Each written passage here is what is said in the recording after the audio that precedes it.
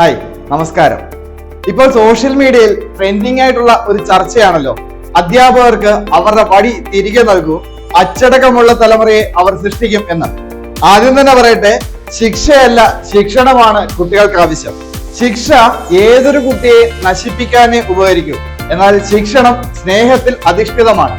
മാതാപിതാക്കൾക്കും ഗുരുക്കന്മാർക്കും തുല്യ പങ്കാളിത്തമാണ് ഒരു കുട്ടിയെ നന്മയിലൂടെ വളർത്താൻ.